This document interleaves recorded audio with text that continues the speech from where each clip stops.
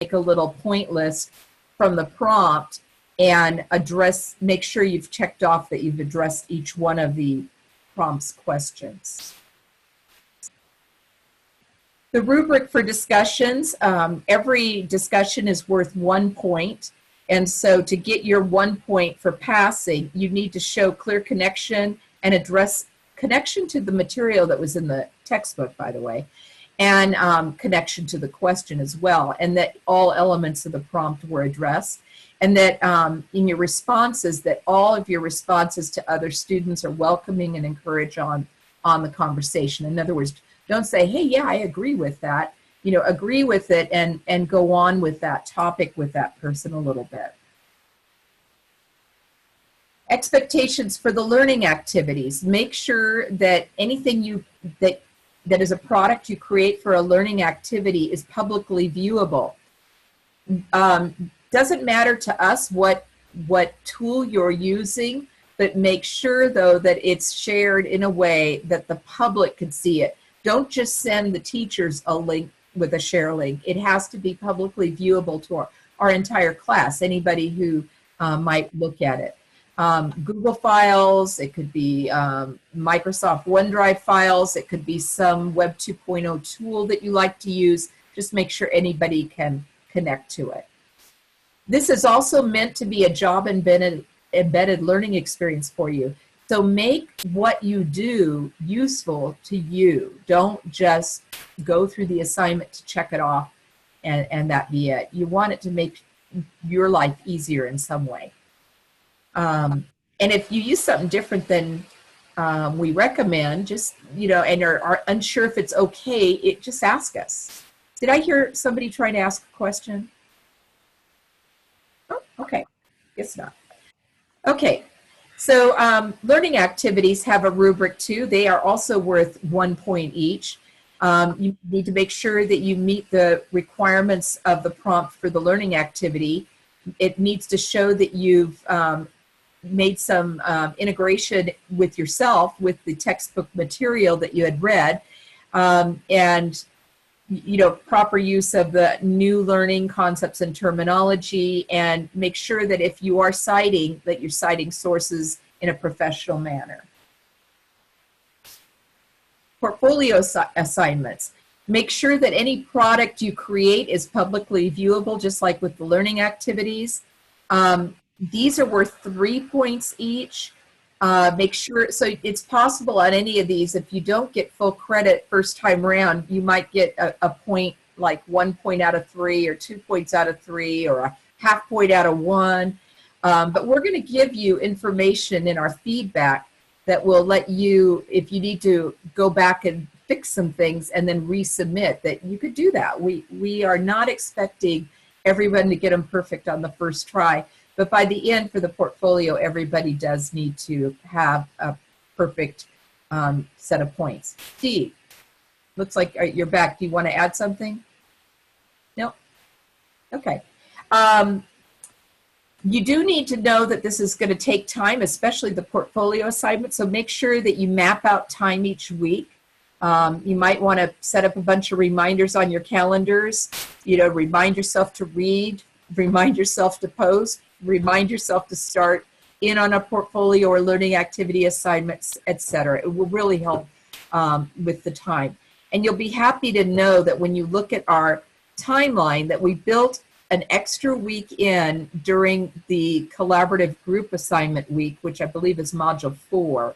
So you have 2 weeks on that module, and you also have 2 weeks at the end, which is also right when, you know, the Easter holidays are, for your portfolio as well. So I think you'll like that. It does mean that our typical 8 weeks is 10 weeks, but given the holidays and the collaboration needed, we think you'll like that that time has been built in. For the portfolio assignment, there's that 3-point rubric. I think I've talked to you about everything here on this slide already. You need to cite sources just like on the learning activity. In fact, anytime in your reflections as well. And then here we are on reflections. Always genuine thought and reflection. You could cite other thinkers, of course, but make sure that you have cited them. Make sure that your reflection is personal, but also remember that it will be part of your publicly posted LEC portfolio. Keep that in mind. The elements that do go in to the portfolio are your reflections and your portfolio assignments, and then optionally you could put your learning activities in.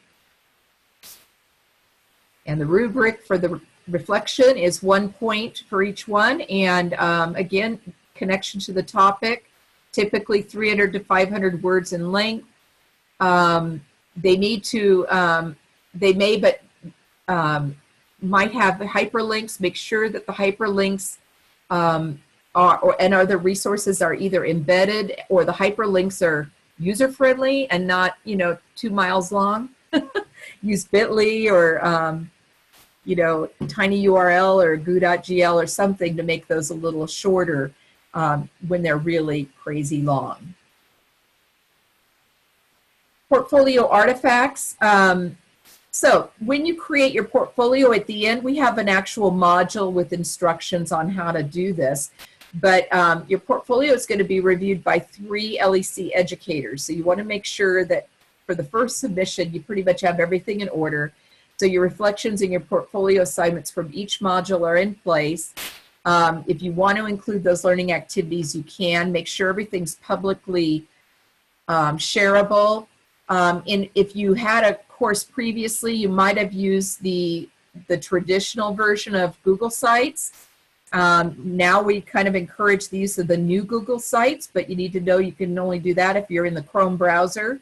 But you can also use other platforms as well. So if you're not sure what's an okay platform for your portfolio, just ask. Okay, college credit. Fresno Pacific University is the San Bernardino County Schools method of giving credit. We will submit anyone who gets through the entire process and gets their portfolio through the entire approval process. Will submit credits, but you're going to have to actually fill out some paperwork for Fresno Pacific in advance of that. So this information is also on PowerSchool, but you're going to need to email our office specialist, and she will then send you a registration packet for Fresno Pacific. You'll need to send that packet back to them along with your check to them because you've got to pay for your credits. And at the end of the course, they send us a grade form, and we submit that, and your transcript becomes available a few weeks after that. So if you have any questions on that, you can always email me or our office specialist separately. So at this point, if anybody has any questions, you want to turn your mic on and ask them, and then we're going to go into a little tour of PowerSchool to make sure everybody knows what to do there. So let me switch over, stop sharing here. Okay. So does anybody have any questions?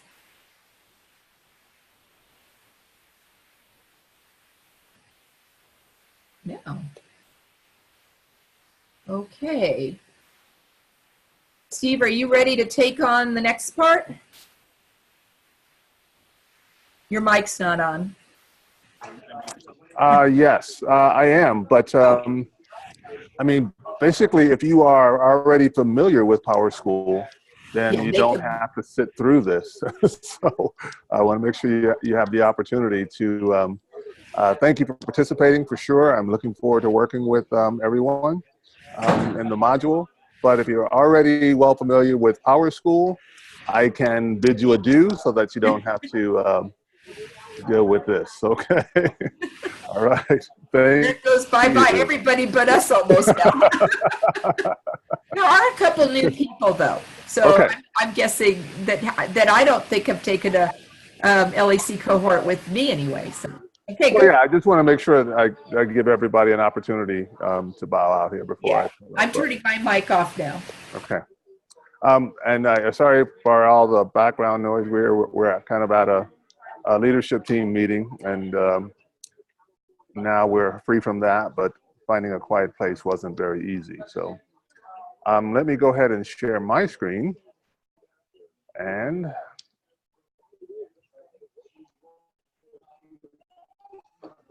okay.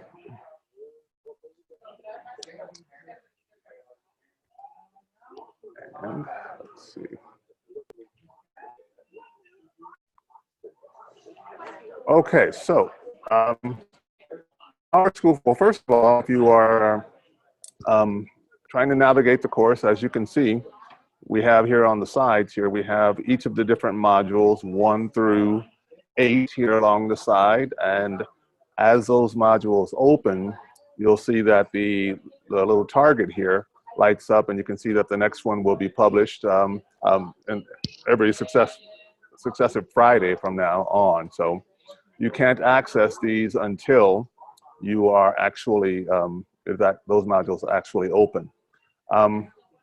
So in this first module for the fairly slow internet connection as well, so that might present some issues. But the discussion is fairly straightforward, so you'll go in. Of course, as Sue mentioned, we do want you to review the textbook material before you participate in any of the activities. I'll go down here. So first one is the discussion, which some of you may have already done.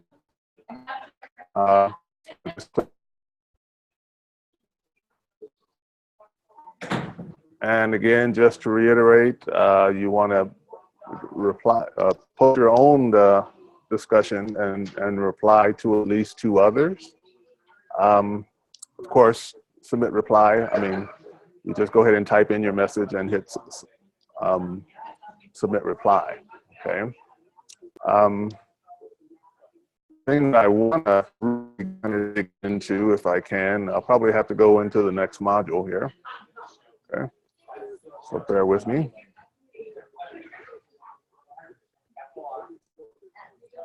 So for this module, you of course read, and if you notice here, at the beginning, there's a link to the textbook material. So if you click on that, that will take you to the relevant textbook information that is for that particular assignment. And you would read that and respond appropriately. And then, again, each module begins with a discussion. With the activities, this can be a little confusing. So basically, you click on View Projects, and I'm going to see if I look at this as a student. Well, I can't do it because it's not open. So View Projects. And then as you get here, it will list all the different names of the persons that are in the course, right? And so just for the sake of argument, I'm going to be Philip Barrios here. So when Philip is ready to start his activity, he's going to click Start Wiki Site. And then again, here's a recap of the actual activity. And then he'll type, click Begin.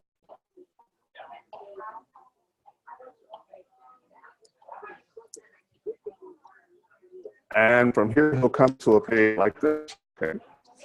Next, first thing you'll need to do is, let's say, I'm going to name this page, and I'll fix this, Philip, if you're out there. I'm just going to say Barrios 2B. Activity, give it a name. Okay.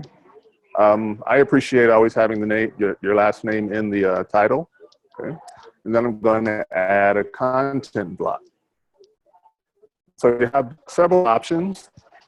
On-page text is just basically a kind of what you see is what you get, kind of a word processing type activity. So we go here. And again, call it Barrios 2B. Activity, and if you were typing a response, you would just go ahead and type in just like a normal word processor. Okay. You can also embed pictures. If your project involves an image or maybe an infographic that you want to use, you can just press here and then either drag the file here from your file manager and upload that, and it will display right there in the display. Also, you may have a project where you need to embed, and there are a couple of ways to embed. My favorite really is just to do it from the text block, and then I can type in or paste in the HTML code. And I'm going to give you an example of that here, but I'll have to pull up an activity here, so give me 1 second. Let's see.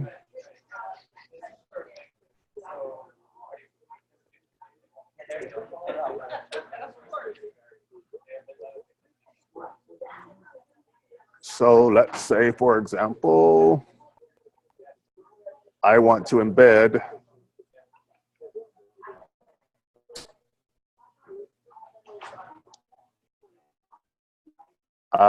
this PowerPoint, okay, or this, excuse me, this set of Google Slides, right? I'm not sure if this belongs to me, but if it doesn't, I'm sorry.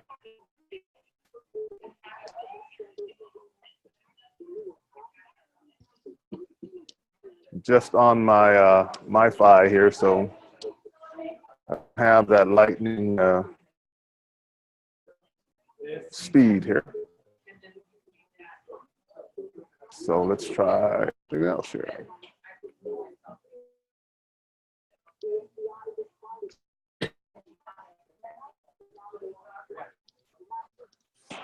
All righty. And so if you want to add anything as we're in here, you can while I'm loading up.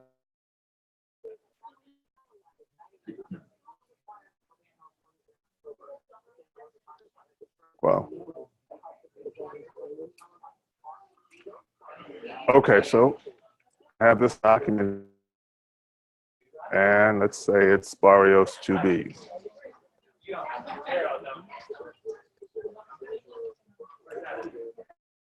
Once I finish my activity, oops, this is, here is my activity. And so now I web, so I'm going to go File, okay, and I'm going to go Publish to the web. That's on the file menu. Oh, there you go. It's not coming up when you say File menu.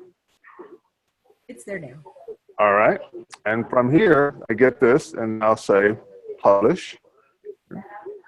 Are you sure you want this? Of course I am. Okay. All right. I get this code right here for a link, but I don't necessarily want to do the link just yet. I want the embed code. So this iframe code here, I want to select all of it. And then I want to copy it with Control-C or Command-C if you're on a Mac. And then I'm going to go back to my PowerSchool page. Okay.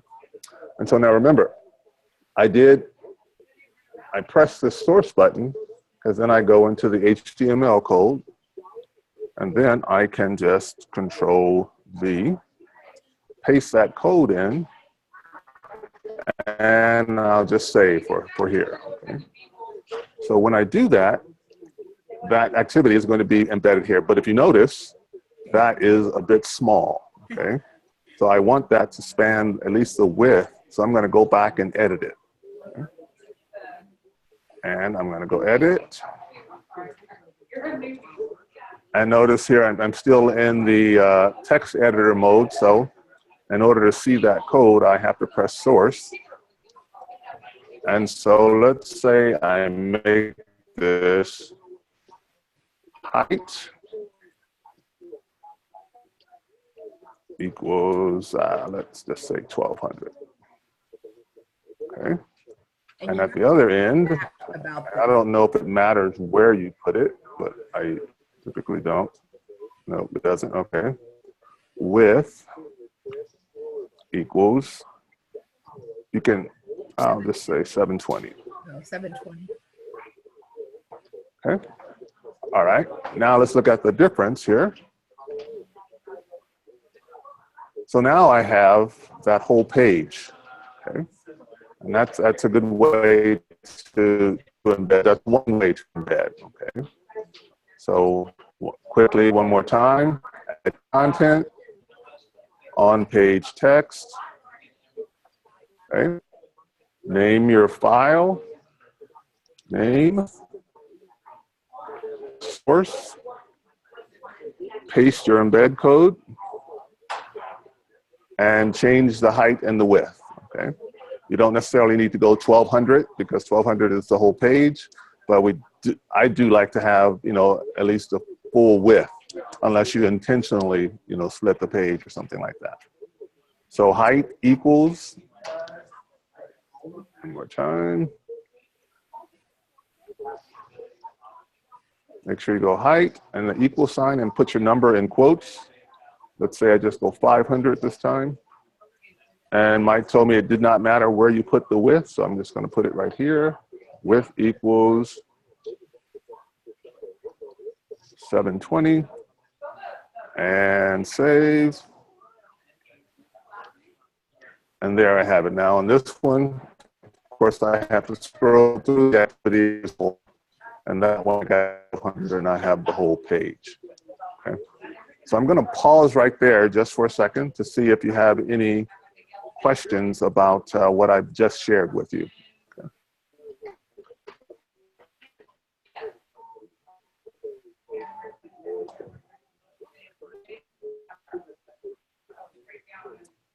Kelly, you okay?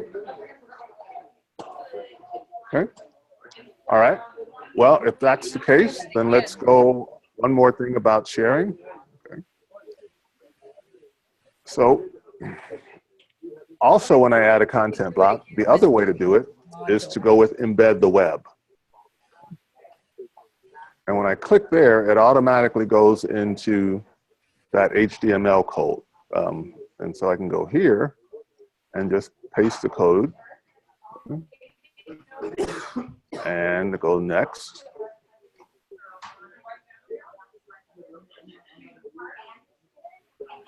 Give it a title.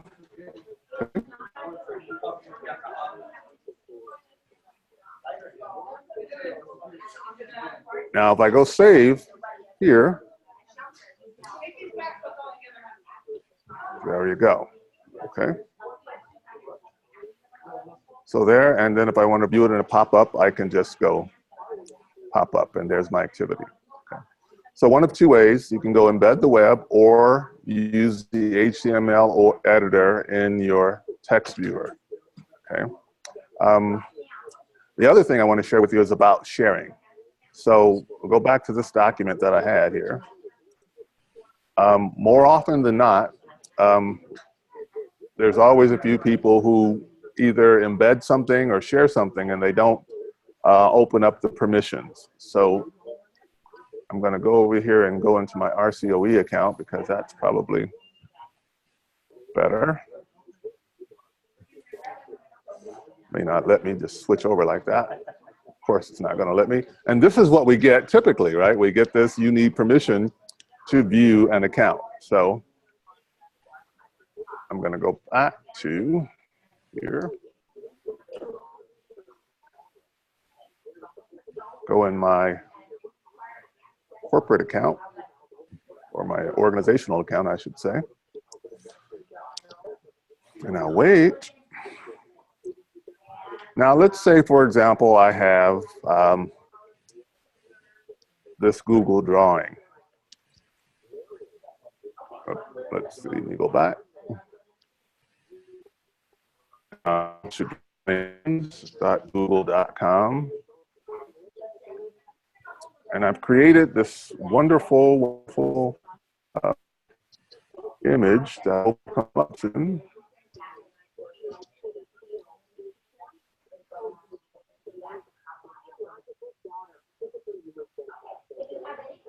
Okay.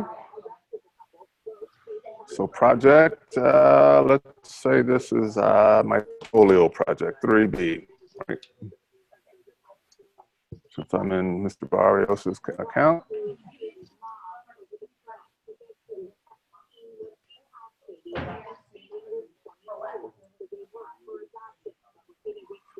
All right, and with this, I wanted to, let me insert a picture real quick.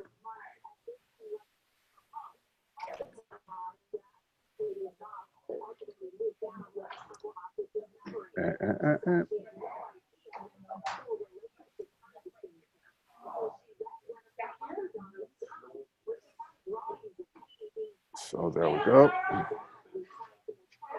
And I'll insert this PowerSchool logo here. So there we go. There's my project right there. Now, if I want to share this, a couple things, and I'm going to share. Now, because I'm not in my organizational account, okay, I'll get a shareable link. Now, this is what I want to see. I want to see anyone with a link can view. Okay. I don't need to comment or edit, but I need this anyone with a link can view. Okay. And I get there by, again, click shareable link, get a shareable link, click on that arrow, and then I can change the permissions. Okay. I know. Okay. So in this case, I'm not in my RCOE account. However, it's only because I'm switching back and forth that that's happening. And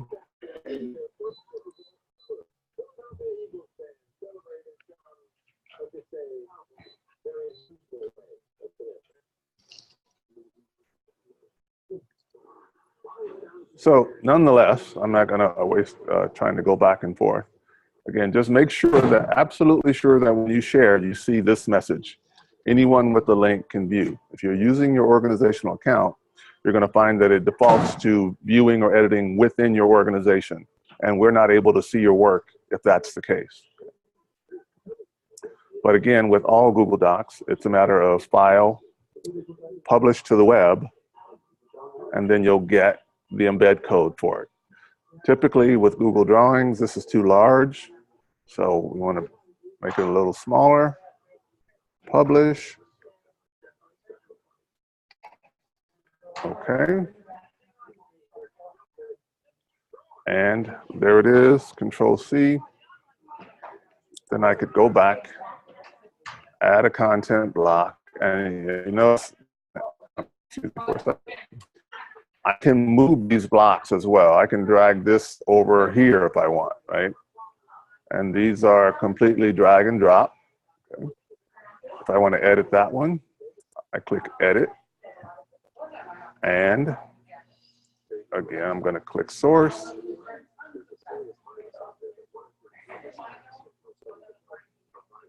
Now, with this one, I didn't edit it through the text editor. I embedded it through Embed the Web. So it's important that you go down here to where it says View Code and scroll down.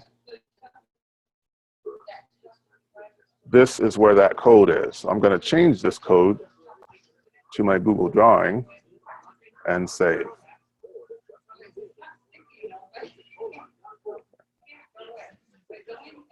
Oh, that did not work.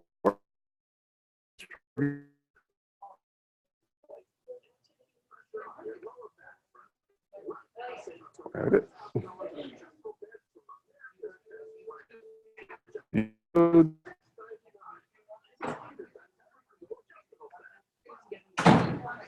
Not quite sure why that didn't work, but we'll try one more time.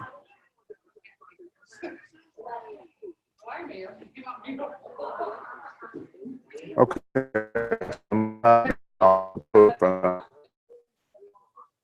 Oh, I know what I did. I'm sorry. I took the link instead of the embed code, so.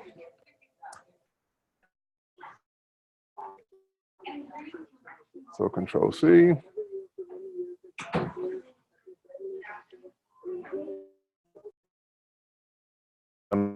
Just click on the gear, edit, view code.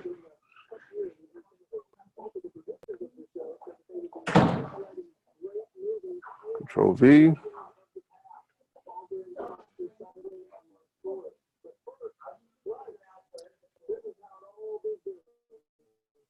And somewhere on there, there it is. There's my PowerSchool logo that was on my drawing. Okay, so again, just two key things. Again, make sure the permissions are anyone with a link. You can embed using either embed the web or the text editor. We much prefer that you embed your work in PowerSchool as opposed to just providing a link. This not only helps us to review your work much easier, it also helps you to prepare your portfolios because you already have that embed link available to you, and everything in your portfolio needs to be embedded. So I'm going to leave it at that and see if Mike or Sue have anything else they want to add. And of course, I'm definitely here to answer any questions if you need so, if that wasn't clear what I just shared with you. Okay. I want to add that as we come up to actually doing some of the learning activities, we can go over this again too, you know, when it's more of their mind, you know. But, could you go in the, well, I'll just do it, I guess. In PowerSchool, let me switch over there. Sorry, can't see. There we go. I just want to make sure that the ones that are, no, there's a feedback, sorry. That they know that the assignment schedule, the syllabus are here on the left. Your embedding, Steve actually reminded me, because we of course had to embed these things. But they need to make sure that they're familiar with all of that, and that that they all need to fill out the professional connections form so that they know how to connect with each other when they start doing collaborative work. You know, and there's a little form there that is displaying already. I think some of the people in the cohort have already started putting in their form information, so that's there. But that's all I really had. Does anybody else have any thing they want to share or ask? Just got a couple of you guys left, Darren or Kelly. No? Are we good to go? Okay, okay. Well, we'll be seeing all your stuff coming in soon. And Mike, do you have anything? No? Okay. I will say that we're working mainly with Google, but you are free to work with any, okay. Free to work with that you think will meet the needs of the assignment. We're pretty flexible in that. I don't want to lock you in one particular product. Okay. Okay. And that's all I have.